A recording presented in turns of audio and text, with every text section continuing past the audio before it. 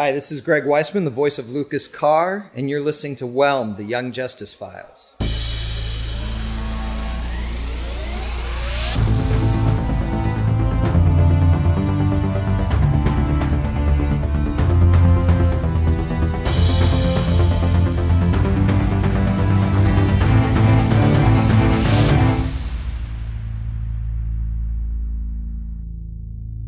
Recognized, Uncle Walker, D01.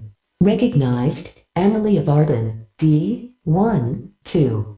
Hello, team. Welcome back, and thanks for joining us for episode 26 of Whelmed, Season 3. My name is Rich, and with me is my co-host, Emily. Hey, everybody. In these review episodes, we'll be diving into the plots, characters, Easter eggs, comic book history, character arcs, and everything else of Young Justice, and use all of that as a springboard to talk about the creative writing process along the way. Our review segments will avoid any major spoilers for later episodes, except that won't be a problem since this is our Season 3 finale. But we will be discussing all of that in detail in our final segment, Crashing the Mode. We all believe the League needs course correction. Because we're all afraid of the same tired old story. The hero gets lost fighting the good fight and becomes the very thing he or she is fighting against. And sure, it happens. Vandal Savage, Teth Adam, Ra's al Ghul, and now, sadly, Geoforce. But it will not happen again. Not to any of us. Because from here on out, we will not keep secrets from each other. We need each other to know each other's secrets, to keep each other on the straight and narrow. No more making decisions to protect each other from the choices we might be forced to make. In this league, the ends will not justify the means. We will not sink to using the methods of our enemies. We will keep our covert team, not for the sake of it being covert, but because it affords our young heroes a place to learn out of the spotlight.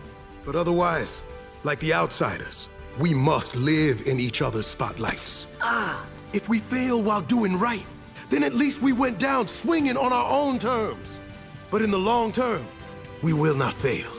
Holding firm to our principles will guide us to an honorable victory. Now let's get down to business.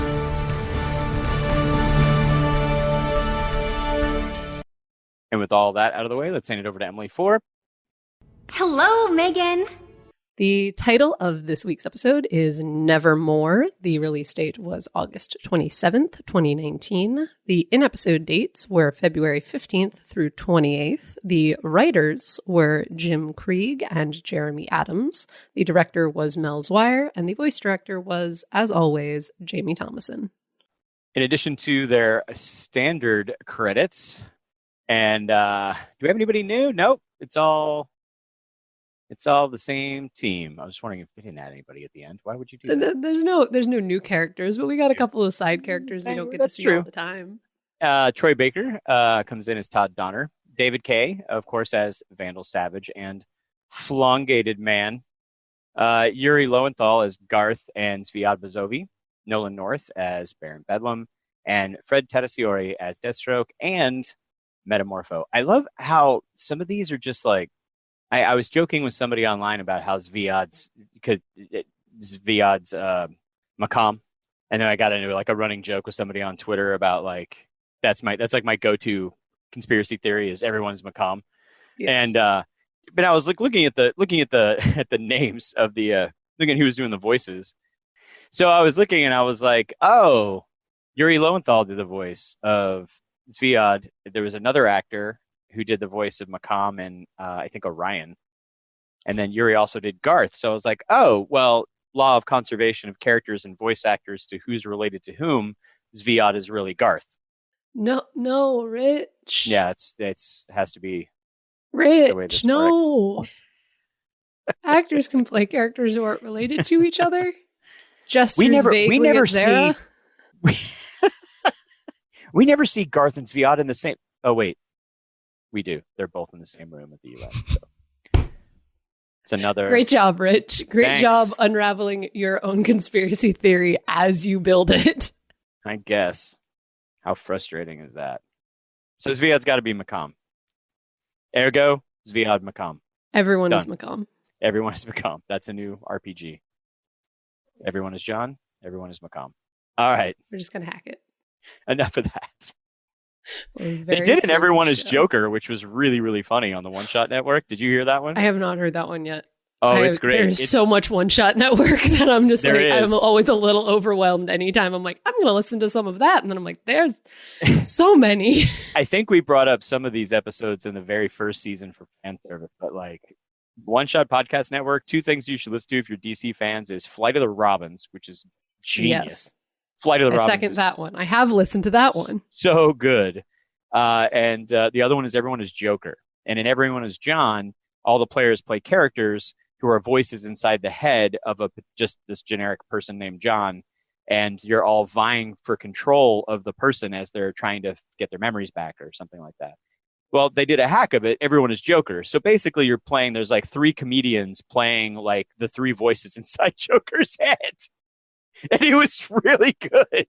He's breaking out of Arkham and they're all trying to vie for control of him. And if you were looking at it from the outside, you're like, yep, that's pretty much Joker. There he is. Change in direction every 5 seconds. It was really good. Absolute chaos. And now everyone's Macomb. There you go.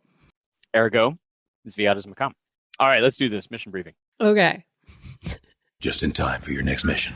This week's episode opens in Gotham City, where Jefferson arrives at Barbara's doorstep and she fills him in on what's going down right now. The team, the Outsiders, and members of Nightwing's team are all coordinating to take down Baron Bedlam and defuse the situation in Markovia. Meanwhile, the Light is working against them in hopes of overthrowing the Justice League and replacing them with registered and control-chipped metahumans. And to ensure their win today, Deathstroke tells Tara that on his signal, she must publicly execute Beast Boy. Yeah, A lot going on from the very start. that's right. And that It's takes a us to calm, the chill out credits. episode. That takes us to the opening credits. After the credits, Beta Squad arrives in the throne room, but are subdued by Count Vertigo. Baron Bedlam attempts to escape, but runs directly into Alpha Squad, and a giant fight breaks out. All broadcast live on television. Tara and Brion use their powers to immobilize Baron Bedlam. He attempts to surrender, but Brion wants to kill him. Beast Boy tells him to stand down, but at that same moment, Deathstroke orders Tara to kill Garfield. And it looks like she might do it until Artemis offers her a way out, revealing that they've known that Tara was working with Deathstroke since before they even found her and rescued her. But they didn't say anything because they wanted her to make her own decision. Tara chooses forgiveness, refusing Deathstroke's order, and deciding to just hug it out with Artemis instead. And that's it. That's the end of the episode. Yay! Everything's great at the end. Yay! There's a really long 18-minute post-credit scene. Apparently. Yeah. Tara's, sure. Tara's abandoned communicator also gives Cyborg the opportunity to hack Jefferson into the Light's communication system and gain proof of Lex's involvement. But we do have 18 minutes left, and Brion isn't taking things too well, though. And when Baron Bedlam tries to escape, he restrains and executes him. Yep. We all saw that coming. Oops. No, we didn't. We didn't see that coming. Ambassador Bazovi then riles up the crowd of citizens that have gathered on the palace steps, and they start cheering for Brion to become king because he just executed somebody. The rest of the team isn't happy at all, though, and Tara even tells Brion that they both need to turn themselves in and face judgment for war crimes. Gosh, a lot happens in this episode. But Brion refuses to atone for his crimes and instead, at the urging of Ambassador Bazovi, declares himself king of Markovia. When both Tara and Halo refuse to support him in this decision, Brion orders Nightwing to get all the heroes out of Markovia as soon as possible. Yeah. Okay. Rich, did you know a lot happens in this finale? There's some stuff. There's some stuff, is sure a way to put it. Back in Metropolis, Lex believes that he can spin this in the Light's favor, but at the UN proceedings over the next few days, nothing quite goes as he plans. First, Black Lightning presents all the evidence that Cyborg pulls out of all of their technological nonsense. That reveals Lex's involvement with metahuman trafficking, and then a few days later, Superboy takes the stage to reveal what Lex Luthor did at Cadmus. Just a few more newscasts that reveal that Batman's back in Gotham's good graces, and that Tara's been released into the custody of her brother and will work with the Outsiders as part of her probation and community service. Back in Markovia, hashtag JaceWatch 2021, is granted an audience with King Brion. And in Western Mongolia, a meeting of the Light reveals that Ambassador Bazovi is now part of the Supervillain Council because he has meta-psychic abilities that allow him to influence people's decisions, including Brion's, who is now pushing to do the Light's bidding. Vandal Savage also reveals that he and Darkseid were able to reaffirm their partnership after a brief, bumpy time. They're back to being friends again. That's what we'll call all of that. We'll call it a little bumpy time. Every friendship goes through it, but friends. They found common ground was the implication. Granny. Anyway, but that Darkseid, he also makes sure the Light knows the Darkseid's still searching for the anti-life equation, so the Light must prepare and keep an eye on Halo. Later, on the Watchtower, all of the heroes on the team, the League, and beyond have gathered together for some important announcements. It's a school assembly, but for superheroes. Yeah. Wonder Woman, Aquaman, and Miss Martian all step down from their various leadership positions, and Nightwing nominates Black Lightning to be the new League chairman. He agrees to take the position, but only under the conditions that all of the lying and secrets and all of that had been going on this season come to an end. The team will still be covert, and they will still have that, but other than that, no more secret missions, no more secret underhanded nonsense. And Zatanna. later, we'll get to that. Everybody's side-eyeing Zatanna. Anyway, go ahead. That's called foreshadowing, my friends. And then later, in Happy Harbor, we find out Superboy is joining the Outsiders as a public hero, and he and McGann have a talk, apologizing for recent mistakes and secrets and disagreements and reaffirming their engagement while I happy cry into infinity. Gosh, I just love them so much. It's montage time. To check in with some other plot threads, in Taos, Wendy Jones feels inspired enough by the Outsiders to take off her inhibitor collar. In Detroit, Vic is at the school and stops one of his old football buddies from beating up Cisco Ramon. In Happy Harbor, Forager reveals his true form to his classmates. Much cheering, except Halo. She's having a day. She's having a month. She's having a life. Having a life. Yeah, thank you. There it is. And in Markovberg, Infinity Incorporated bends a knee, pledging their loyalty to King Brion.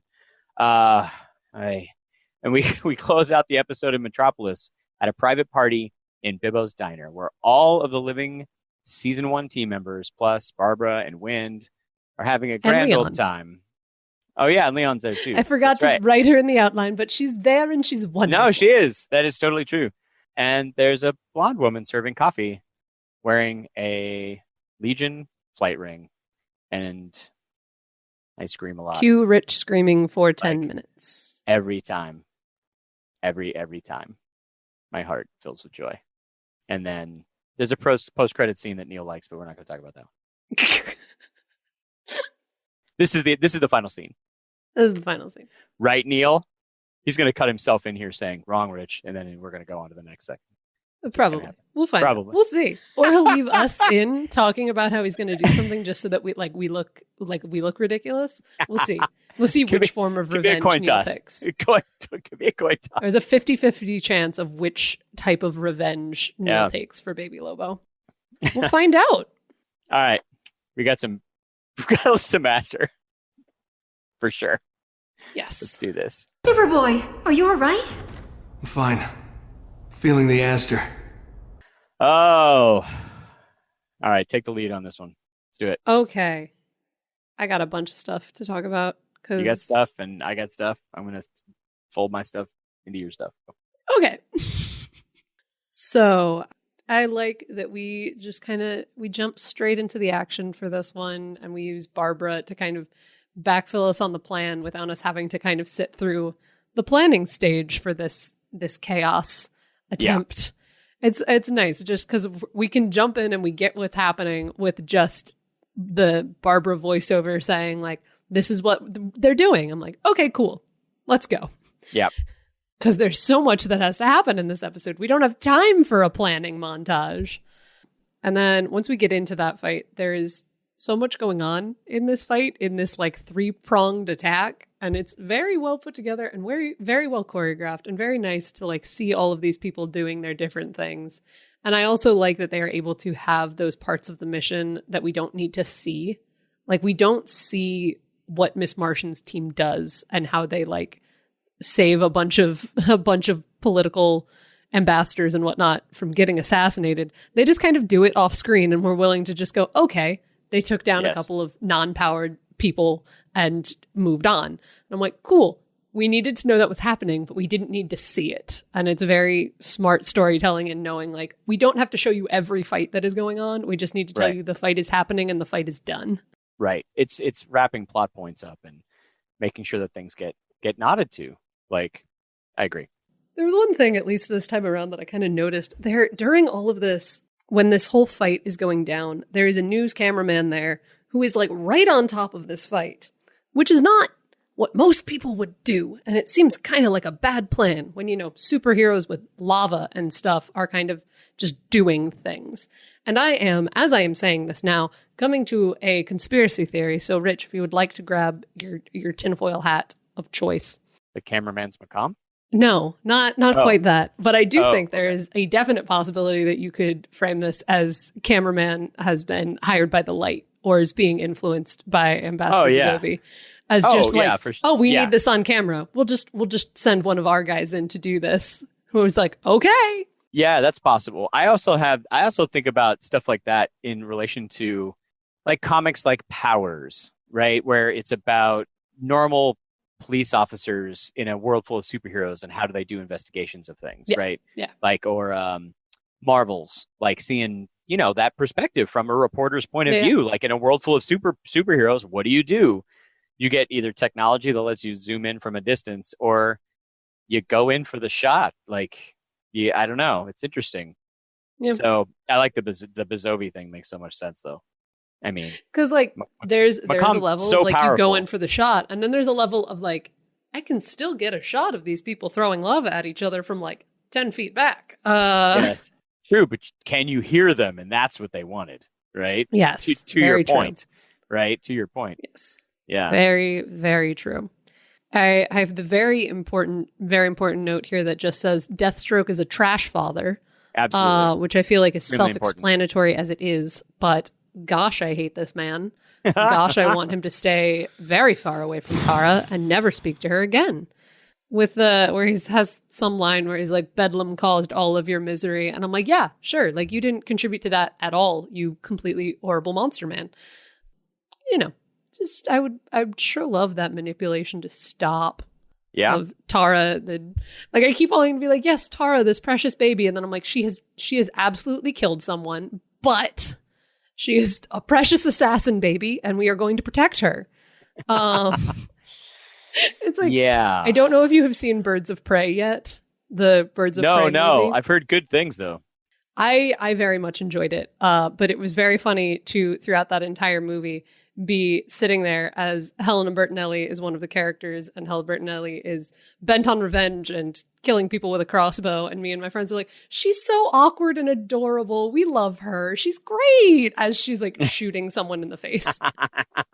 We're like, this is a very weird dichotomy to have with a character, but we're absolutely here for it. So Tara's got some of that same energy where I'm like, protect this child. I know she could kill me, but protect her. Yeah. Speaking of which, speaking of people who have probably killed someone, but we still like them anyway. So much love for Artemis stepping in here. We have no proof of that. Fair enough, but I stand by my theory. As to clarify for anyone who doesn't know, we have said before that there are some lines that hint that 15-year-old Artemis in season 1 has maybe possibly already been forced to kill someone by that point. which sure is a lot to unpack there, and it's very much a passing comment, so it totally could be wrong, but it lends weight to certain things, and I find it an interesting possibility, if nothing else. Yeah. And well, feeding into Artemis, giving her a second chance, and Yes, that is part of why I like it, especially looking at this season, because we get Artemis stepping in and speaking calmly and explaining everything, but leaving the decision to Tara's hands. And just even that little detail of like her taking off her mask to make sure it's easier for Tara to tell that she's being honest is also good. I love that scene. Agency. Give every character as much agency as possible. Yeah, absolutely. It's the agency. It's the relationship between those two characters. It's the having it be Artemis of all people. They could have had anyone explain that, and they chose Artemis, which has weight and has. Oh yeah, it's good. It's good. Have we mentioned that Young Justice is good before? Have we done that, Rich? I don't think so. I think the 200 episodes of this podcast may leave that a little ambiguous. We left it implied. But yeah, I love that scene. I love them having that really just great emotional hug. I love everything in this. It's so good. A random thing to explain both the title of this episode and something Jefferson brings up for people who don't know. For people who aren't English majors or didn't read certain things in middle school English class. I don't know what your curriculum was. When Jefferson pops up in the light thing and confronts Lex Luthor and whatnot, he randomly says, "While I nodded, nearly napping, suddenly there came a tapping," which is some of the first lines from Edgar Allan Poe's The Raven, a narrative poem that details the narrator's encounter with a troublesome raven as he mourns the death of Lenore, who is implied to possibly be his dead girlfriend. Some people have theorized it's a metaphor for his dead brother. It's a whole thing. Do some English research if you want to know more about that. It's just fun. It's a fun little throw in there, and it's just Jefferson being super dramatic. And hello, also, I am the portent of death on your doorstep. I am a raven, come to bother you. That's right. And it's the name of the episode. Yes, because the name of the episode is Nevermore. That's right. Which is the famous thing from said poem of what the raven just repeats endlessly, because the raven can talk. Hi, welcome to Edgar Allan Poe. Nothing quite makes sense, but all of it's spooky. That's right. Ravens can talk. You knew that.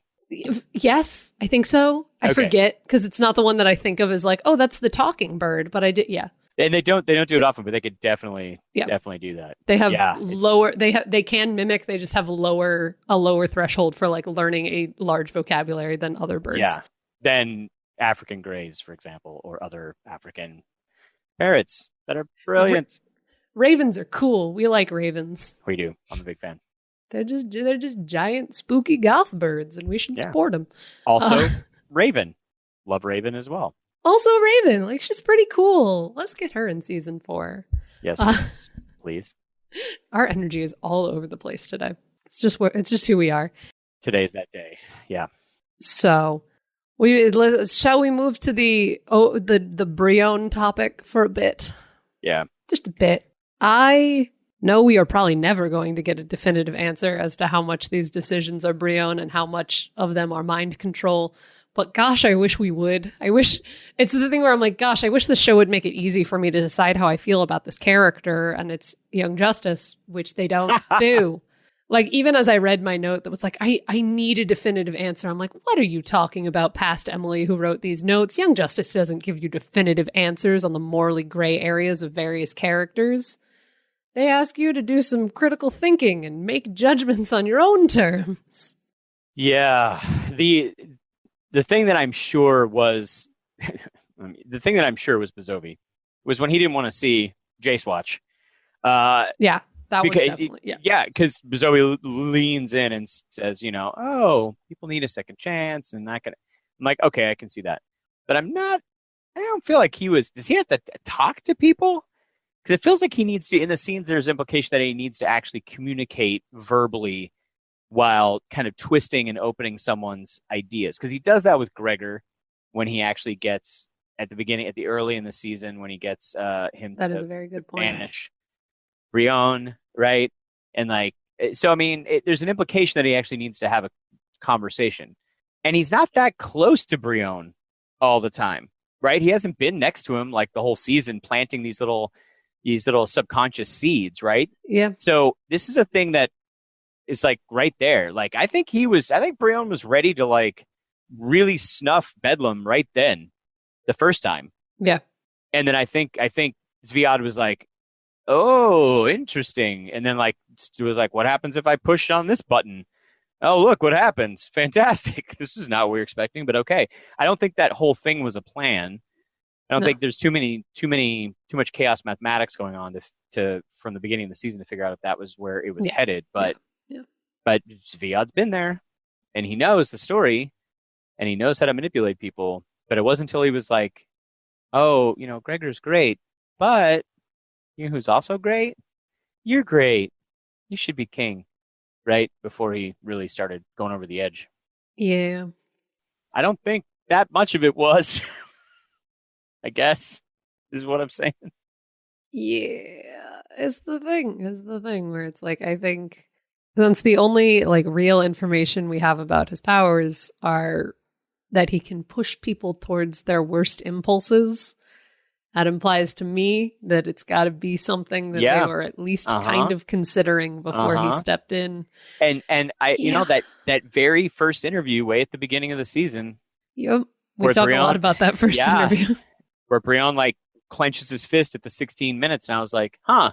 So I was expecting. That's not a happy boy. No. And I was expecting something more. But as the next 24 episodes went on, I was like, oh, he likes his brother. And he loves Tara, and he's trying to do things, and he wants to support his brother, and he's sad that he gets... I'm like, oh, okay, that was just... I don't know what that was. Well, yeah, now I do. Thanks. That's that thing that with therapy, you could just kind of work through and like come to terms with and be okay with where you are in life. Or you could apparently kill your uncle and overthrow your brother. Options! Don't be a Brion. Don't be a Brion. Hashtag don't be a Brion. Don't do it. Don't do it. And I get it. Some people are very upset and some people still love Brion. And I get it. And I understand why some people are upset. And I totally get that. And I hope that we get to explore this storyline in future seasons. Yeah. And like part of me hopes that we can help Brion and get him out of that situation and get him to some therapy. But here's the thing, like one of your next notes actually addresses that, right? Yes. Can I share this one? Go ahead. So Brion, right? So Connor's not mad. Like he's just super disappointed. Like he's not angry. You feel like Connor's got a moment where he's just like, yeah. I was at that crossroads. I went right. Yeah. He went the left or whatever, right? He went the other direction. And you could just see Superboy just kind of like, oh, dang it. No. Yeah. We missed it. Like, was trying and we missed this one, Yeah. Swing and a miss. It absolutely reads like that. It absolutely reads like Superboy fully understanding why he did it and still having to be like, Yeah. Because other characters react like they're like, I can't believe you did this. This isn't what we do. And Connor's like, no, I fully understand being that angry at a person that you want to do this. But right. Got real close to killing Mammoth. Yes. Right. So, yeah. No, I love that. And how you can love a character and like know that he's being manipulated and stuff. But also knowing that it's maybe not just mind control, and it gets more characters complicated. Characters are complicated. Morals are complicated. Because people are complicated, right? Whoa. Sapience is complicated. Insightful comments from Rich and Emily. People are complicated. People are complicated. So moving on to more of People Are Complicated. There is the moment where Artemis, in standing up and trying to defend Tara, says she was brainwashed. She was Stockholm syndromed. She turns it into a verb. And Tara responds with, there was no control chip on my neck. I had a choice. And I'm just over here in the corner screaming, those things are not mutually exclusive. Yes. Because it's just, because what Artemis is saying, Artemis does not mean she was mind controlled in the superhero sense. I absolutely read Artemis's line as being, this girl was manipulated and trained and groomed to be this. Yes. And she was taught to be this and forced to be this. And Tara, in attempting to take responsibility for her actions, is like, no, I had a choice. I'm like, yeah, you had a choice, but you are a child who was conditioned into believing you didn't. Yes. And you can't, on some level, cannot fully be blamed for a thing that was forced upon you. Yes. And here's the thing, too, that I noticed. Like, she specifically uses the word brainwashed. Yeah. And we've had 3 seasons of mind control. Yes. I don't think the word brainwashed has ever been used in the 3 seasons. It is all different I'd kinds believe of that. mind control, right? Nanotechnology and, biotechnology and, the starotech and, you know what I mean? Like, all those words are used and mind control is used. I mean, even when, season 1 in the final fight, right? Clarion says, "Oh, it's not mind control, right? We're not we're not reprogramming him," is what he says. Like, we're not reprogramming them. They're just puppets on a string or whatever. Yeah. But it's still, she's used brainwash as a very specific kind of thing. And that is exactly what happened here. And the fact that, this is the thing that gets me too, is the fact that Tara tries to take responsibility. Like, she's trying to be a responsible person. Like, ho, ho, ho. Don't take me out of the equation. I had agency in this choice. I took this choice. And that's the messed up part of brainwashing and gaslighting, right? And manipulation, the manipulation of truth, like the manipulation of data and information on purpose to deceive someone. Yeah, that's some serious garbage. Serious garbage. Yeah. Sorry, back to being Deathstroke, being a trash person. Hello, we here at Whelmed would like to light Deathstroke on fire. And that's a general feeling among most people. And then it would be a garbage fire. Indeed. Yeah. Indeed. We are just returning him to his true form.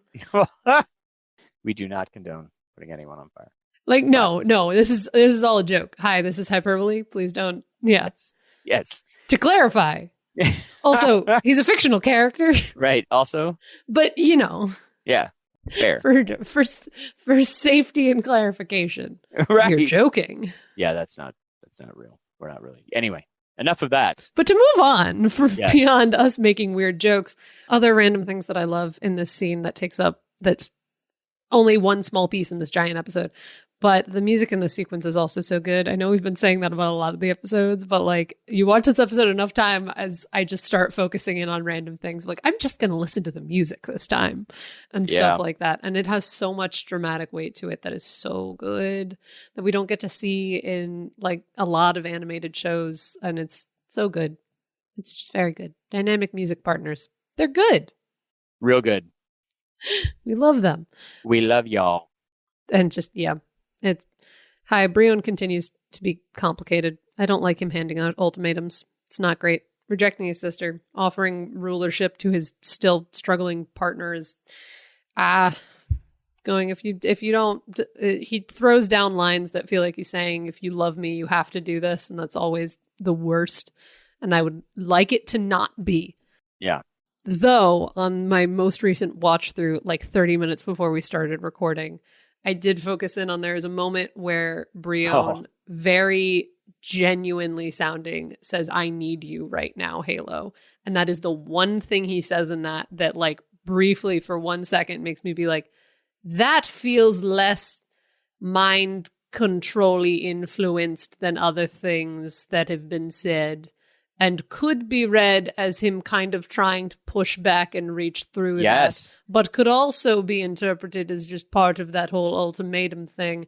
And it's complicated. And I want to see this storyline get explored. Yes. That is one moment where I'm feeling like he's like, I am in the weeds right now. What is happening? Like, this was not the plan I woke up to this morning.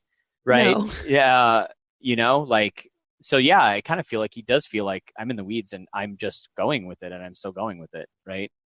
And even when he's like sitting with like the crown on his head, he's not a happy boy. He doesn't want to be there. Like there's a part of me, it's like he doesn't want to be there, and he's still like, I would not be surprised if Bazovi just needs to be next to him or nearby him at all times for a while until he's so deep in the weeds he can't find his way out again. Yeah. I mean, McCom. Oh, I got another one. McCom fixes everything. Elaborate. Yeah, McCom. He like deprograms Brion and becomes a hero. We have another more trustworthy Martian for that. Yeah, none of that's gonna happen. I'm gonna be awful. Though we will continue on our train of where the heck did McCom go? Because we just get a very casual line like he's back on Mars, and I'm like, that's not a solution. And I will be 100% honest with you. I do not want him anywhere near Mars, knowing what stuff that happens in the comics. Yeah, that is. Yeah. I do not want him there. Please get him off the planet, please. But speaking of other heartbreaking tragedies, wait, I thought this episode ended 18 minutes ago. Right? No, right. This is a random little thing that I noticed on one of my, when I was writing these notes, noticed for the first time that after however many times I've seen this episode, it took me until now to notice that when Halo is sobbing in Forager's arms on the couch in the premiere building, the Halloween photo of her and Brion and Forager and Cyborg is just on the couch, just lying there as she cries into her best friend's arms, and I cry because gosh, Halo didn't deserve this. The gut punches. This is Halo my gut punch noise. Halo deserves nothing but love and appreciation and her favorite snacks and hugs if she feels so inclined. And breakfast burritos. So many breakfast burritos. It's it. She does not deserve this heartbreak. It's not allowed. I've lost count of the number of times I've gone in this episode. In this episode review. It's the metaphorical gut punching. But moving over to a thing that makes me happy. Gosh, I love Connor being a super dramatic boy in the UN. He just walks in and he's challenging Luther, and it's so good. I love when Luther's like, "Stand down, son," and Superboy just goes, "I'm not your son." I'm like, yes, good. I'm here for this. I'm here for this very specific kind of superhero nonsense. No other genre of show gets to be like, my clone son with Superman showed up at the UN to reveal I'm a supervillain. And then I also really love the cutaway to the adorably excited Xenomorphs who are all like, yeah, I know that guy. Yeah, Craig's that's my like, cousin. Yay! Greg's like, that's my man. That's my boy. Craig. I showed him what the sun looks like. This is a Craig appreciation zone. It is. We love Craig. We love Craig. This is a random thing. Speaking of all of the news broadcasts that happen in this, there's the cutaway that's Barbara and Dick watching the news together, curled up on the couch, being adorable. And I love that scene. I've said before that I love that all of their romance this season is just about them being casual and comfortable with each other, and it's very sweet, and I like it, as a side plot. And this is a very small thing, but on one of my rewatches, I noticed and thought it was a very cool little detail that they still have Barbara's wheelchair in the shot and nearby the couch while she's sitting with Nightwing. Yeah. And it's just nice little detail, cool little acknowledgement. I just thought it was cool. My next note simply says Jace boo hiss, which is a very big mood swing. Yes. But we don't like her. That is a mood. So many garbage parent wannabe people. I don't even know. We haven't seen Deathstroke's other kids, have we? What other kids, Rich? What comic book nonsense would you like to share with the group today? Jericho, who is one of he became a Titan. He's actually mute because his throat got slit, because Deathstroke was a mercenary and his family got put in danger, and he couldn't stop this guy in time, and he ended up saving his son. But Jericho got his throat cut and became mute. He has the power to be able to possess other people, so he actually projected his spirit into the body of other individuals. And then there's also Rose. I have heard of her.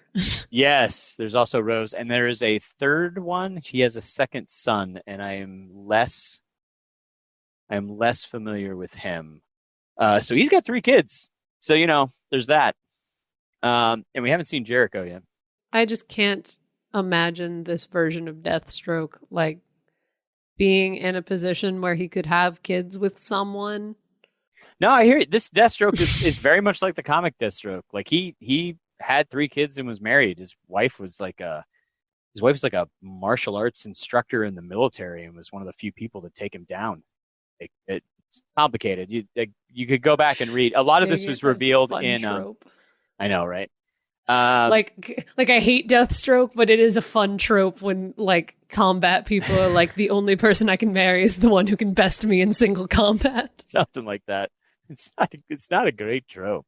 It's not. I'm not saying it's a great trope. I'm saying it can be a fun trope. I'm agreeing with done you in a way that is right. like okay and consensual, and everyone is here right. for it. I'd have to go back and read Judas. And people aren't Deathstroke and a trash fire. Right. So a lot of this is all talked about in Judas Contract, which is troublesome as a series, and still like was hugely influential on me and my love for the Titans. Because again, that's also the 4-issue miniseries where Robin finally becomes Nightwing for the first time and has his giant disco collar.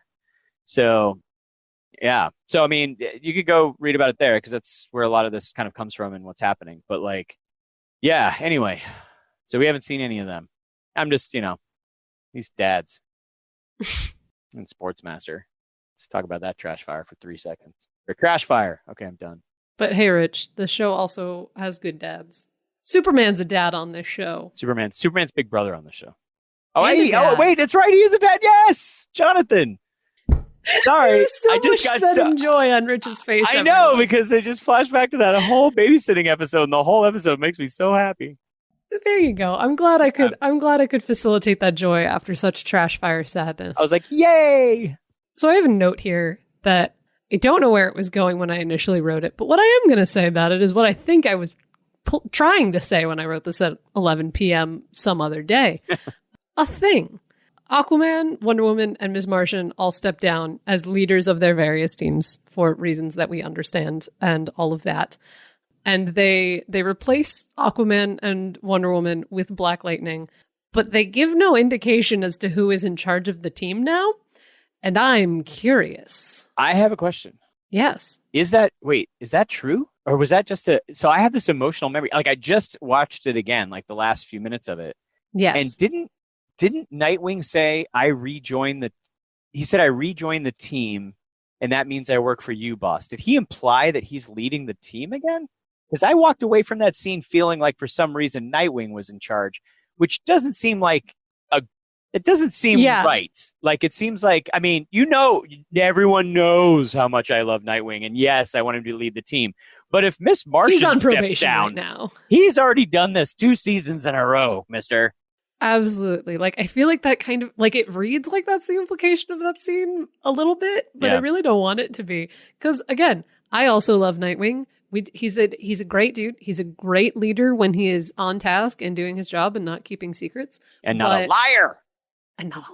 Yeah. Yeah, no, if you're taking out everybody else who was part of that situation, being like, hi, you can't be leaders, Nightwing can't be a leader right now.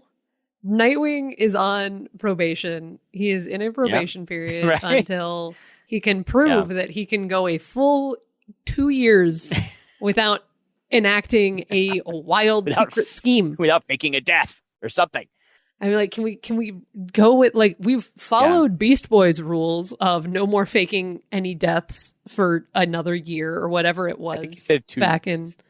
He might have said 2 years. I think he said at least 2 years, hilarious. Which is really funny, actually, when I think back. I'm pretty sure because I was like, that's a strangely specific number, and also not to infinity. He's like, no, the statute of limitations on this is 2 years. After that, go ahead. I'm like, wait, what? He's like, in 2 years, there will probably be another reason that we need to fake a death. But until then, but he was so young. 2 years was like, I don't know, 20% of his life. I don't even know, 15% of his whole life. Probably felt like forever.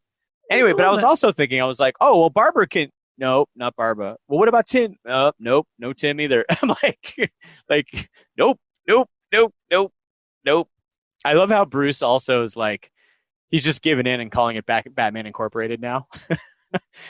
We'll fold Batman Incorporated back into the league and the team. Oh, it's I'm good. like, yeah, just give in. It's too good. Too good. All of the Bat kids that we would just immediately be like, oh, you're in charge of things. They were all in charge of this, so they can't do that. And it's the thing where I'm also wondering, like, who's even on the team anymore at this point? Because so many people jumped over to the Outsiders, and my brain is thinking, like, it's just Tracy 13, Halo, Arrowette, maybe. Like, yeah. Probably. Arrowette, Spoiler, Orphan. Yeah. All the bats. Only because they never officially joined the Outsiders, but we'll see how that goes.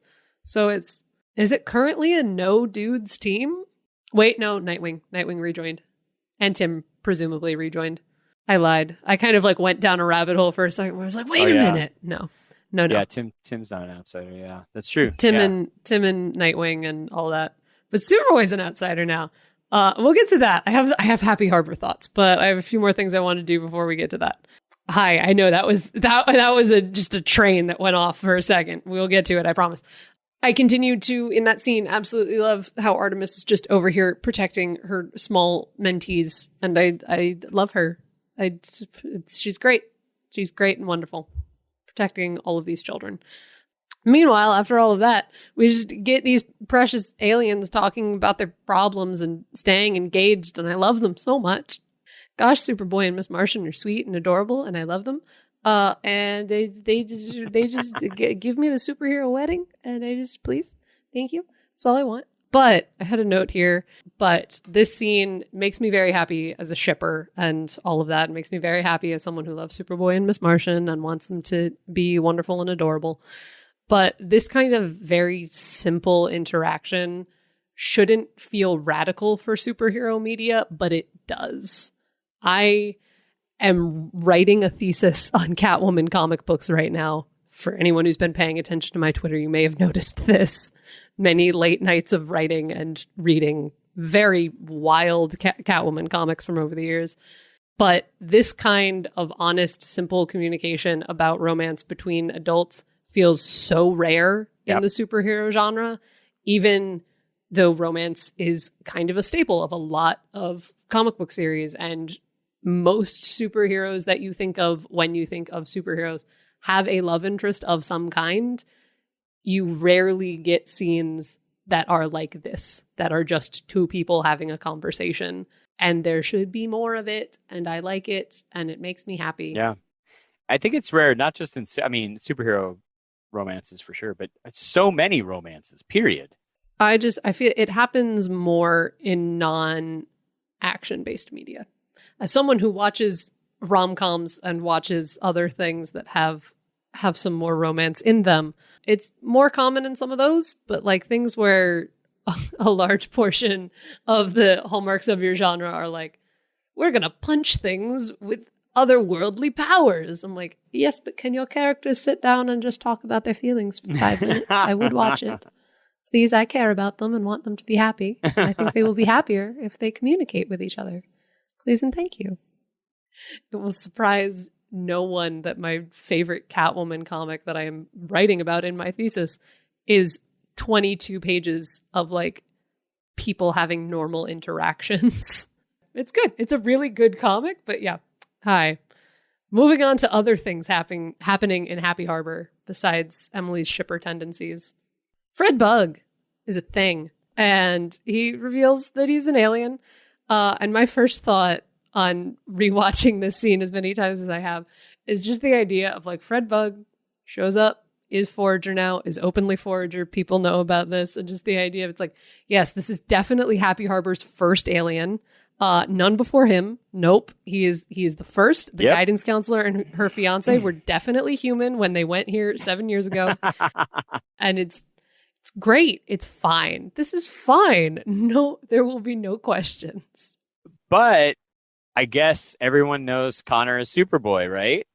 I was about to say, people know Superboy exists. Whether or not he will have his secret identity as public knowledge is a different thing. He wears the same shirt every day. And he wears the same shirt every day. So what I have seen various people talking and joking about it on the internet. Literally exactly like 16 Superman. years old. Right. And he also doesn't Superman. Anymore though. Like I have but thoughts he does. on that. He does but though. He doesn't. He's like he's like 6 inches shorter than Nightwing. No, he's fine. He's not. He doesn't look. You cannot tell me that the people he went to high school with didn't see him at the UN and go, "What's Connor doing there?" Like, no, they wait, is that absolutely Connor? did. I'm just saying, yeah. The aging thing is complicated. He looks different this season, and he looks older this season. They drew him looking older. The aging thing is weird. Hi. Okay. We're gonna ignore that for a minute because I have seen people talking about and do love the idea of like Happy Harbor students like seeing Superboy on the news, and anybody who knows Miss Morse down the hall being like, "So your fiance is Superboy?" and her having to be like, yeah, it's totally, yep. And that's it. That's the only weird thing. That's totally, yep. I'm definitely the Lois Lane in this situation. I am definitely not a superpowered person who could take people down with my brain. Yep. Like I kind of want to see if they go down a route of like whether or not Miss Martian, even if she remains like covert, comes out as being an alien. Like even if she doesn't become a public hero, part of me is like, will she be openly not human? Because those are not mutually exclusive things. Oh, you mean like so like Fred, like show up and say, "I am a Martian, I am your counselor." Yes. Without being like, but even though Fred has like the thing of like also being an outsider, of just having her remain a member of the covert team, and whether or not she would also at the same time want to be like, I am Martian full time or not. I don't know. I have thoughts. I'm curious to see where they go with that because McGann's personal like self-identity and how she presents herself is complicated, and I'd be interested in them exploring that, or even in them exploring the idea of people being like, you should do this, you can openly be a Martian, and her being like, but I don't want to. I like being able to do this. Yeah, and she says that to Connor, right? Yeah, I'm not doing this for anybody else. This is who I am. In fact, the form I choose to take, the white Martian with the mixture that looks like, that's actually my costume. Yeah. Right? Yeah. That vision is not my true form. That's my costume that I put on. So people recognize me as a superhero and don't recognize me in this form, right? Because I don't want to put the whole high school in danger. But like, I mean, there are good reasons to have secret identity, but also like if I was her boss and I was like, wait, you've been a Martian the whole time with telepathic powers and like, and we have to trust you that you're not using them and you're counseling kids. Are you reading their minds? Are you looking into what's going on with them? Like that gets real complicated, actually. It does. It does. And it would be interesting, and we'll see if and how it gets explored. I guess, I don't know. It's like, did you lie on your resume? Is there anything on there that would specifically, I don't know, interesting. I'm going to say no, at least in part because Snapper Carr is the principal currently, and Snapper Carr knows. Okay. Yes, but there's a lot of yes, but when it comes to but I'm like, justice. yes, but is that getting into like some strange definition of like nepotism? Like, oh, it's fine. I knew she had mental powers. Wait, what? Like, but and so it's a whole complicated thing. It's complicated. It is complicated. Hey, to have another totally obvious thing that we definitely haven't made clear over 200 episodes of this show. Rich, did you know that Young Justice is complicated? Did you know that Young Justice is good and that Young Justice is complicated? Whoa. Yeah. We're breaking new ground here today. Yeah. But yeah, I am interested in seeing how all of that is explored, both for the hilarity of Fred Bug being Happy Harbor's first alien and nobody asking questions, and the genuinely very, very interesting, deeper storyline that could be had in dealing with the idea that people are being aliens on Earth openly now, and what that means for a person who has lived the past 7 years of her life comfortably not doing that. So my final point before I let Rich scream for the next 10 minutes about the Legion is that the scene in the diner, even outside of the Legionnaire thing that I know nothing about, and my reaction was literally, that's definitely a something. I was like, we're zooming in on this. That means that that's important, but I don't have enough DC background knowledge to know why. To Google. I love the little scene in the diner, and I like the fact that it is just the entire original team plus significant others and children. And just that idea of having them finishing off the season with kind of that moment of getting the core characters from season 1 kind of back together to have this silent moment that is just about them all being together. And it's nice that that's how we wrap up the season, of kind of returning to the core of what this show was so many years ago and giving that its due at the very end is very nice as a fan to kind of have. Yeah, I agree with you. I think it's great to have this moment together and kind of showing a comparison of who they've been and who they are. And the Bibos thing always cracks me up. Just random throwback. There's this random diner that knows about all these superheroes. Totally does, right? Man's been kidnapped by aliens. He knows what's up. So what I was thinking of was this thing that they pull off that's not a cliffhanger. Like, they wrap the season of story up. Everything all the questions we pretty much have up to right to the very end get answered for the most part. Well, like, we don't know where Macomb is. Macomb got introduced and now Macomb's gone, right? So we talk about Where's Macomb? Where's Macomb? Where in the universe is Macomb? Everyone is Macomb, but we don't know where he is. But you said the two things that really got introduced right in this episode are the Legion flight ring, which a lot of people didn't know about, and Brion, right? Brion. And this happened in other seasons too. The end of the season gives us it's a string of stuff saying that the world goes on. The world moves forward, but not really a cliffhanger because we're not being dropped, right? So, yeah. So the Legion flight ring. What can I say that has not been said even better in a 3-part episode by Jamie Catania? If for some reason you haven't heard this yet, please go listen to Jamie Catania be amazing in a 3-part special talking about this Legion flight ring and just really scraping the surface in our 2+ hour conversation of reboots in the history of the Legion. Of course, if you've been listening to it all on this show, you know that I learned to read on the Legion of Superheroes when I was younger because my brother would bring those comics home. And so this series means a lot to me in general. I think back in first season with Caleb, I said that one of my dream things would be a Young Justice version of the Legion, which I was like, that's like there's no way that that's going to end up happening. And now that it has happened, like this implication has shown up, I'm like, that was kind of inevitable. Like, I should have seen it coming, that they would do something with that because they pull on every other thing in the DC universe. So why wouldn't they do that? I mean, Zviad Bazovi, really? Like, that they're not going to bring another teenage superhero group forward, and they're tied to Superboy. This was on the February 28th, I think the party was, and I think it was the 17th when Superboy revealed himself. So it was like 10 or 11 days later. The time machine was a little miscalibrated. Well, I mean, they needed to give him time to relax. Yeah. I'm convinced the character that's got the ring on is Saturn Girl. We've lots of theories about it. It could be a bunch of different people, but it's why get too complicated with it unless it has to do with the plot. I think it's Saturn Girl. Hey, we have to give Hector Navarro his due. That could be gender bent Booster Gold. A gender swapped Booster Gold. I think it's great. That would be hilarious, and I would love that. But I'm just calling it out for myself right now. I'm at this point, I'm convinced it's Saturn Girl. She's Rich, one of the I know nothing about the Legionnaires, and I still think you're right. I just want to give a nod to Hector Navarro and his very nice tinfoil hat. It's very well built. Lovely. It's lovely. It is lovely.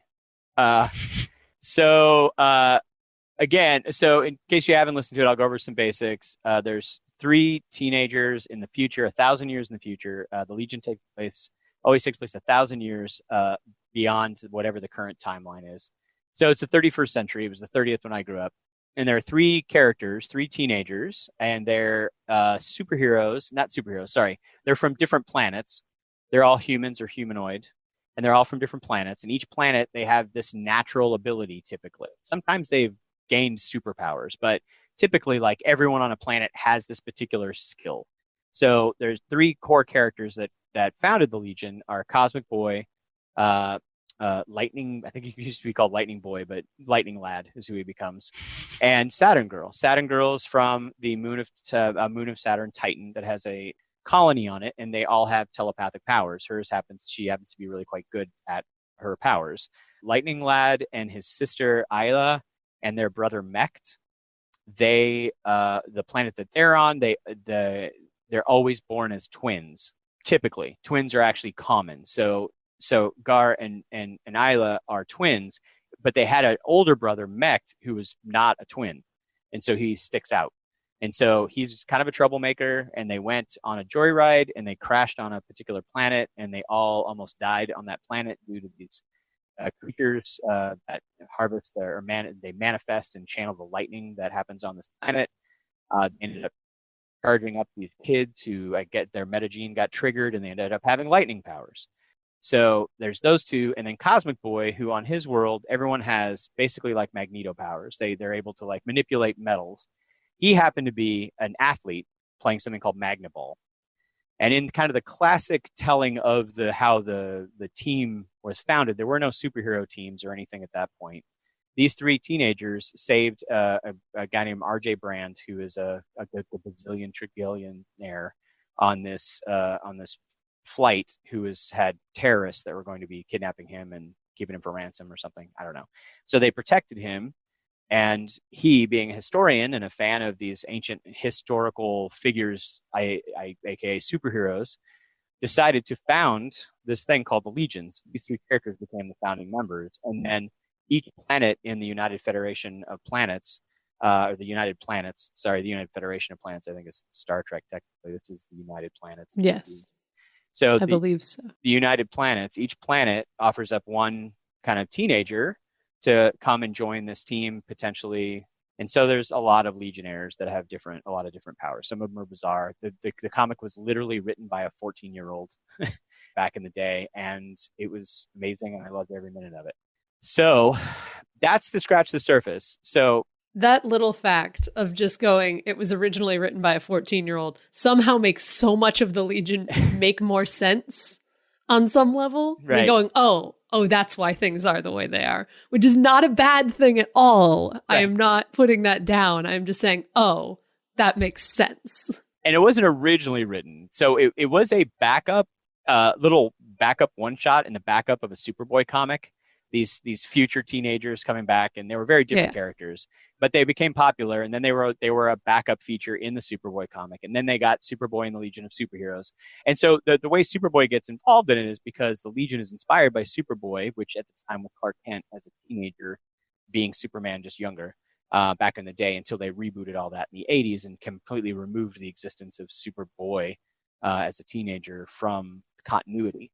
And so now when they started introducing this clone Superboy, during one of the many, many reboots of the Legion, let Jamie explain it to you. He does a much better job, and there's so many. But in one of them, the Superboy that inspires them is this Superboy, this clone Superboy. So this idea that as soon as pretty much within, less than 2 weeks after he makes himself public as a public character, in history, where the Legion in the future can know, like, oh, now we know who he is and where he is and what's going on in history. They go back in time. In the original stories, they would take Superboy and they would bring him to the future, and he would be a member of the Legion, and he would teach them how to be a hero, how to be heroes, because they didn't know how, basically. So they were inspired by him. And so I think that might be a thing, having Supergirl pouring him a cup of coffee. And not Supergirl, sorry. Supergirl also becomes a member of the Legion as well. It's like, Kara's here now? Yeah, well, God, there's a great Justice League Unlimited episode with the Legion and Kara in the future. It's so good.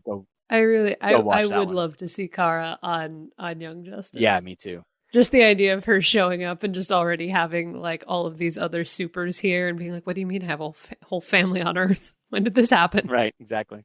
But there's a lot of other things that could happen that we could tuck into. Actually, just go listen to Jamie. Jamie's got all the Crash in the Mode potential stuff. We talk about what could be upcoming with Legion and what's happening in the next season, what could go on, where some story arcs and storylines that Jamie references, which are classic storylines that directly involve some of the stuff that's been happening in the last few seasons that could fold into what's happening in the future and why they're even back in the 21st century. So it's an incredible interview. Go listen to that. And I am very happy. I am totally fine with Connor going to the future as long as he doesn't go alone. You take your friends with you. You take your fiance with you. That's my main point here. You don't get to split up my Super Martian ship when they have finally gotten engaged on good terms? That's one of my thoughts, is that they actually take the original team to the future. Yeah. And then there's some theories about what could be happening with Wally, and that kind of thing. If Wally's not gone, and the history of some of the things, some nonsense.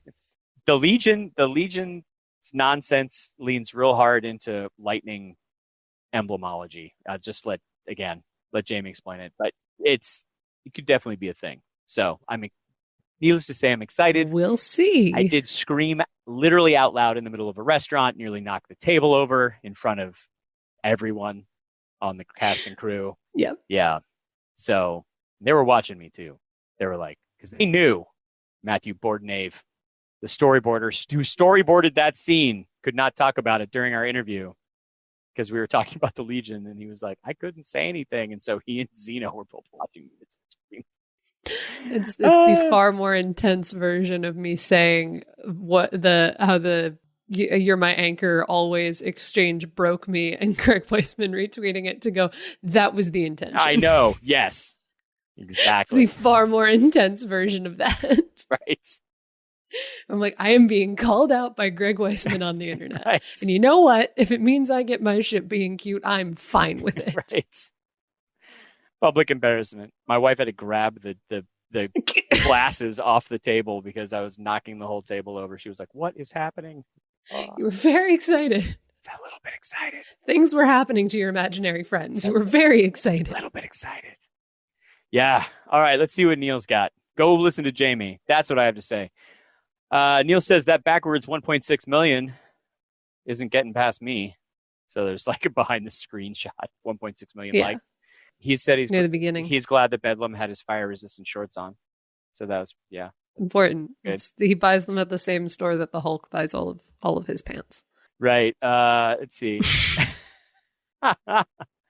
After what feels like everything going sideways, the Light is still making moves, easily transitioning Brion's murder of Bedlam to replace the murder of Beast Boy is so good. Not only that, but having Vizovi manipulate the crowd and Brion as part of it. The heel turn for Brion and Black Lightning's announcement happens on February 16th, of course. Jace is just trying to find her place in this world. Yeah, never mind. He's super long con as a mole into the light. I mean, he just says, mwahaha. I mean, if they knew Terra was tied to Deathstroke, then maybe you're going to start this over. Neal, you're never going to be able to convince us to like Jace again. No, thank you. No, thank you. Poor good old Wikipedia. The Hague is a real-world city in the Netherlands with 2 courts established by the UN. Surprise, it's been used in DC Comics before per the DC database. Yeah, and for those of you who don't know, The Hague is where they do war crimes trials. I believe, if I remember correctly, it was established after World War II. The Javelin. I forgot. They sent Tara to like very big court. Very big court. International court. He says, Javelin, 3 lanterns, 2 hawks, a Martian, a captain, a doctor, a devil, Magog, steel, icon, fire, ice, and elongated man. That's a lot of people. Should I talk about Magog again? It's up to you, Rich. I think we talked about this a bit already. Probably it's actually probably one of the Crashing the Modes, but Magog, so if you go and read a 4-issue comic called Kingdom Come, Magog is a demigod, kind of, I think of him like a Thor-ish character, to a god named Gog, this primordial being named Gog, which Forager references early in the season when they're standing on the source wall and he says, I'm standing on the face of Gog. That's the Gog I'm talking about. And Magog becomes a superhero. And who's it? Henry Giordinelli, I think, one of our listeners had reminded me that back in season 1, I had made an observation that during Failsafe, there's 2 Marines, the only 2 Marines that really talk during that season for the most part, during that episode for the most part. One of them is the guy who becomes Magog. And so there's a Magog reference way back in season 1. And then earlier this season with the Gog reference. And then Magog in Kingdom Come was supposed to be a point-making comic. The point being, we're coming out of like the 90s where everybody had pockets and everyone was murdering everybody else. Everybody many had pouches. So many Rich. pouches. So many pockets. No one had pockets. That's true. Everyone there were had no pouches. pockets. There were 0 pockets. All pouches. You had to have external pockets. Yeah, it's lots of pouches. They had all these pouches, and in each of them was a death. Like, they killed everybody all the time, and they're trying to make points about why DC isn't making everybody Wolverine and all these characters who are really, the Punisher and all that. And so Kingdom Come is a story about how Magog ends up killing, if I remember correctly, Joker, and makes the point that like Red Hood makes in Under the Red Hood, the animated series, when Jason Todd is facing Batman. Like, I don't mind that you didn't save me. Why is this trash still alive? And Magog becomes this anti-hero, and then it leads into a whole generation of anti-heroes. And the Superman, the of Earth 1, Earth Prime, not Earth Prime, that's a whole different thing. But this kind of Earth, what used to be referred to as the Earth 2 Superman. So this older Superman who's been around since he was created, who had retired, comes out of retirement to kind of prove to Magog what a hero really, really is, and prove to the world what a hero really is. So it's an intense story, and you got Magog in here now. I'm like, really? Really? Okay. We're just going to throw Magog. I mean, you made references, but I'm like, when did he show up? Like, the world may never know. They picked him up in space? I don't know. I would like to not go down the Kingdom Come route, but that's me personally. Well, I like it staying in its little corner. Yeah, but maybe they're setting up season 5. I don't know. So anyway, that's a whole thing. The 90s, also known as pouches full of murder. Pouches, and in each one a murder. Let's see. He says Batcave, Metamorpho, Batwoman, Katana, Hardware, Plaz. He says who I think is Plastic Man. Yes, that's definitely Plastic Man. Yeah, they call him that a couple of times. Spoiler, Arrowette, and Orphan. Big fan of Batman calling it Batman Inc. Yep. That Black Lightning speech, so good. And he says he can do it over and over again, and me too. It's incredible. Let's see. Yeah, Brion Bazovi, Jason. Infinity Incorporated being puppeted by the light is definitely not going to come up again for sure in the future. No, that's all wrapped up, and that's never coming back again, Neal. Yeah, we're done now. Gosh. Right. Stopping it to Bibos at 16:16, of course, for the second to last. No, he says second to last scene of the season. No, it is the last scene of the season, Neal. Nothing else happens. And then I will give Neal this one. He says the actual final scene, which I will respectfully disagree with, of getting Baby Lobo and losing Baby Lobo as only the main man could do, still makes me smile so much and makes me wonder what could these have looked like in previous seasons and what will they look like in future seasons. Which I agree. I don't have anything to say because the last scene was Legion. Yeah. So there's that. Welcome to the Fake Your Own Death Club. Its membership is very exclusive, and I'm the president. Hello, team, and welcome to the Midroll. We are going to just cover a couple of things here before we get back into the episode. So, first up is Descent into Midnight. If you listened to our Intel update, our most recent Intel update, then you heard all about this incredible aquatic tabletop role-playing game that my co-host, Rich Howard, as well as one of our editors, Richard Kreutz-Landry, and friend of the show, Taylor Labreche, have made. The Kickstarter is still going on right now, and this game is incredible.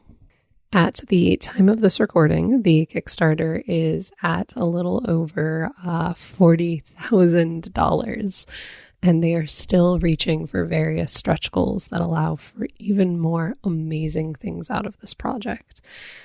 Their next stretch goal for the campaign is at $45,000, and when they hit that, they will get both the 4th episode of a Streampunks web series and Descent into Midnight inspired short fiction.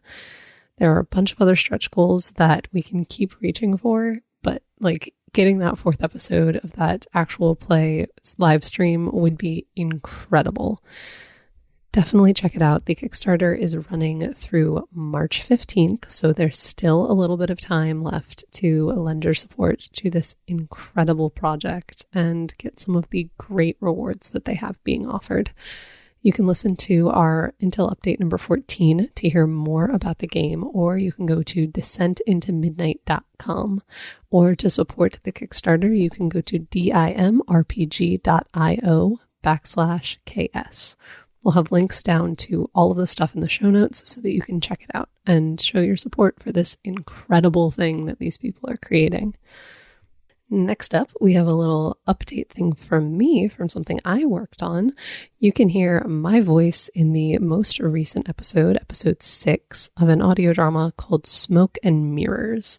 I provided a couple of additional background vocals for some of the minor characters in this episode. Smoke and Mirrors is a really fun, interesting audio drama about 4 stage magicians who are transported to a magical world and currently stuck there. If you want to hear me be a couple of British and Irish servants running around the castle, then tune in to listen to that. We'll have the link down to it in the show notes too. A nice little quick warning though, it is a bit more PG-13 than most of the stuff that happens on our show. There's a bit more swearing and innuendo than you might be used to as a Whelmed listener. So if you generally listen to your podcasts with your little ones around, maybe not this one. It's a bit more PG-13 young adult than most of our stuff. Finally, we want to give a quick shout out to the awesome event that is happening over on Twitter right now called March Masksness, run by James Malloy of Protean City Comics. March Masksness is this giant, incredible Masks AP podcast crossover event that is happening on Twitter. There is a giant bracket of dozens of teen heroes from different podcasts that are all competing in this giant metafiction competition. Every day this month, or almost every day this month, you can jump over to @MarchMasksness on Twitter to cast your vote in a bunch of different matchups between heroes, all of which will eventually lead to crowning one ultimate winner of the March Masksness competition. It is an awesome way to find new podcasts, to see new stories about teen superheroes. If you love Young Justice, then you've probably heard of Masks. If you listen to us, you've probably heard of Masks. And not to campaign on behalf of my own character, but my reformed circus girl Highwire from Protean City Comics is included in this competition. And if you would like to cast a vote to help her maybe move ahead in the competition, you can see her in a matchup on Friday, March 6th. So definitely check it out and definitely support the rest of the competition outside of just my character, who I love dearly. But I think that is all of what we have for our mid-roll this week. And with all that out of the way, let's get back to the show. Stick around. Class is in session. In our Canary Debrief, we will be discussing what we can learn about the creative process from the episodes we review. This week, we are talking about the importance of the denouement. The denouement is the final part of a narrative. In this case, season 3. That wraps up and resolves the plot threads of the rest of the story. For those of you who may remember middle school literature class, the denouement is that very last line on the whole rising action, falling action story diagram thing that your teacher would draw on the board. It's the end of the story before the last page. A lot of fans like to, quote unquote, accuse Young Justice of always ending on a cliffhanger. But the show is actually incredibly good at the denouement. A cliffhanger leaves your characters in the middle of the action with nothing resolved and everyone in danger. Young Justice leaves things tied up neatly, except for a few plot threads that promise the story doesn't end, even if we don't get to see it. Wally's death is not a cliffhanger. It is just a dramatic moment that left us all sad. There is technically a difference. This season, season 3, Outsiders, the denouement is almost half of this season finale, giving the audience closure for the UN plotline, the whole reveal of the anti-light and everything that followed after that, Connor and McGann's engagement that was up in the air for a little while, and more. Everything from the consequences of Tara's actions to whether or not Forager will embrace his alien identity are all addressed in this episode. The Legion flight ring at the very end of this season isn't a cliffhanger. It's a promise that the world of Young Justice keeps moving forward.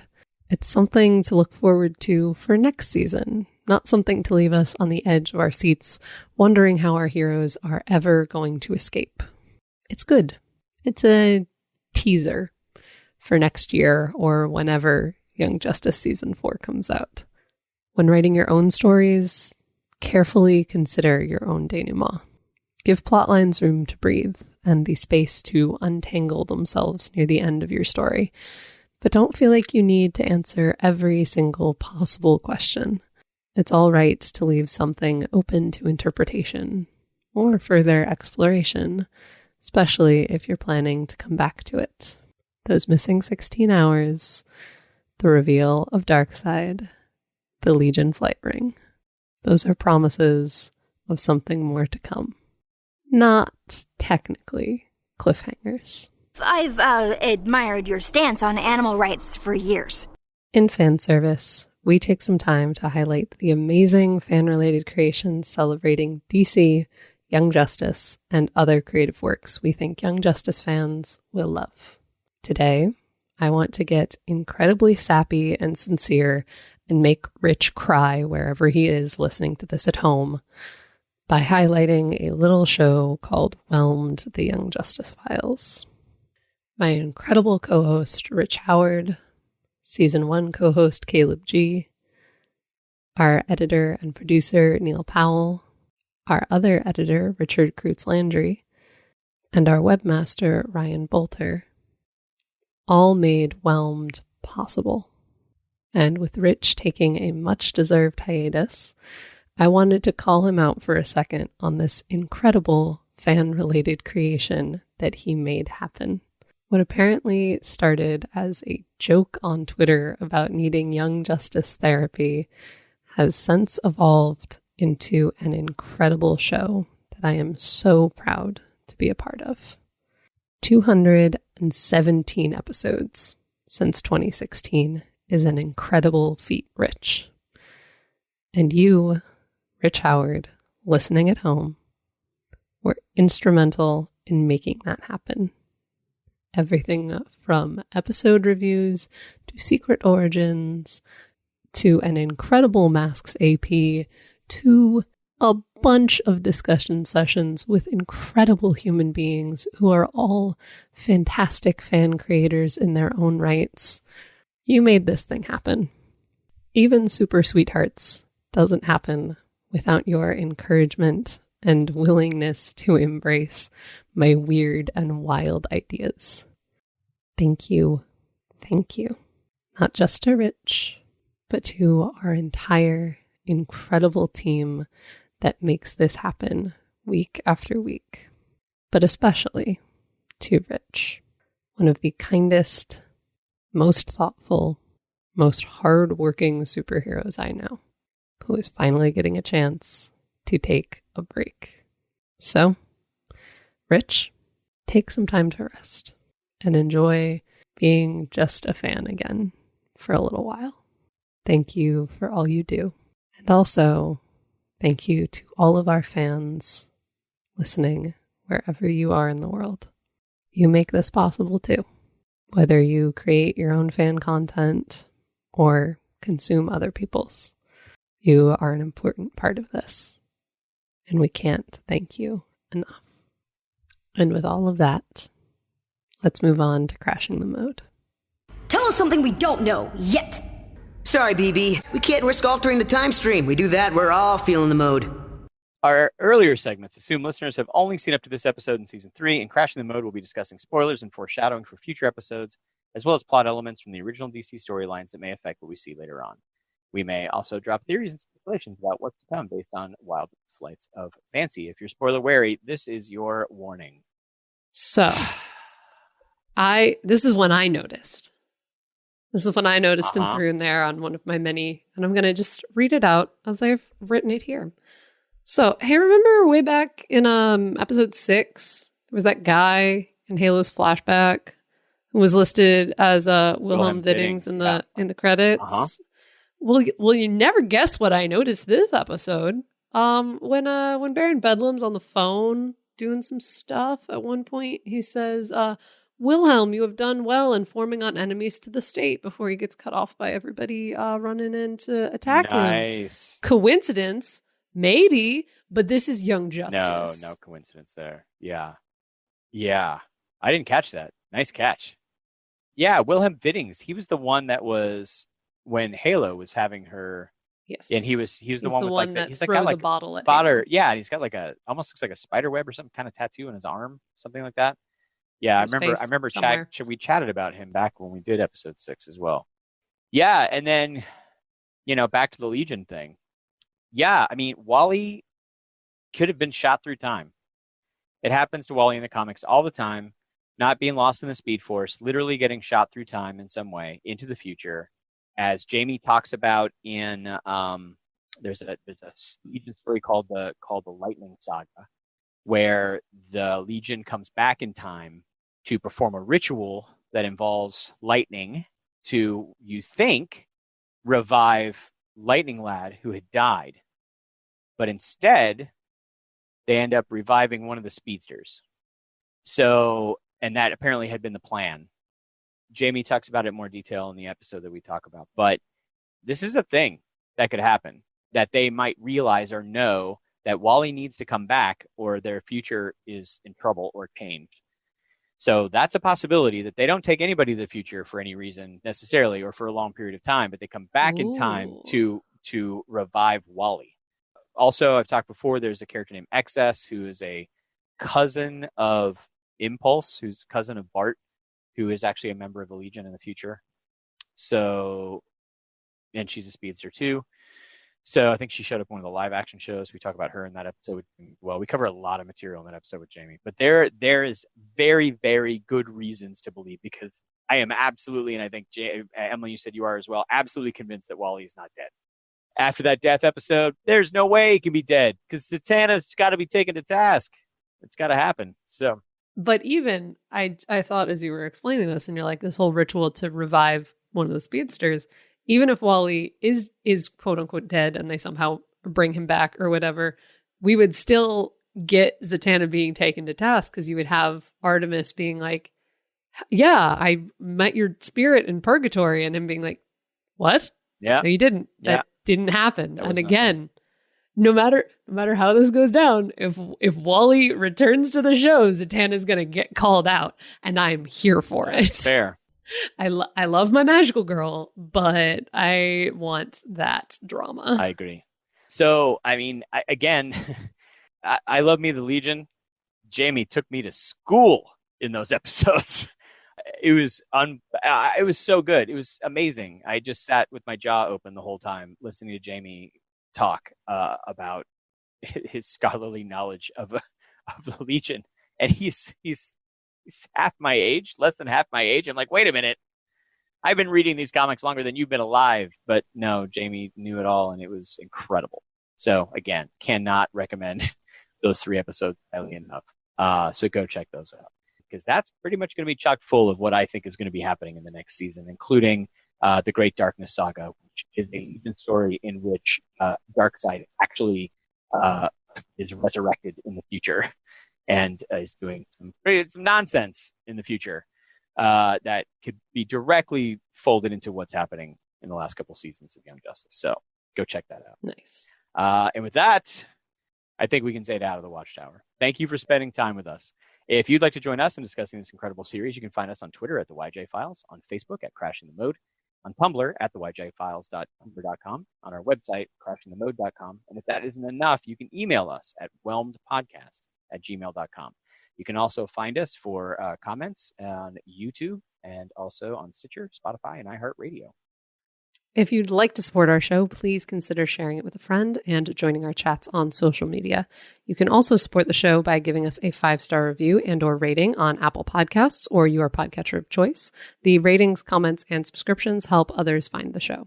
If you do leave us a rating, please let us know at our email address or on social media, especially if you live outside the US, since we have to look a little harder to find those ones, so you telling us makes our jobs easier.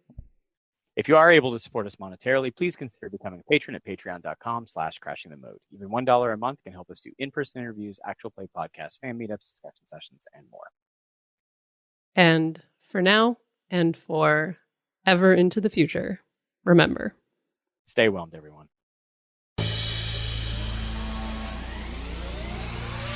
You've been listening to Whelmed, the Young Justice Files podcast. Our hosts are Rich Howard and Emily Booza. Our editor and producer is Neal Powell. Our theme was composed by Emily Mio. Our logo was created by Kevin Bates. Whelmed is a fan-made podcast and is not officially affiliated with DC Comics, DC Entertainment, Warner Brothers Animation, and any other owners of Young Justice or its related source material. As such, these companies have sole ownership of all symbols, images, names, logos, and proprietary material related to Young Justice. Original content of this podcast is ours under Creative Commons. Thanks for listening, and stay whelmed.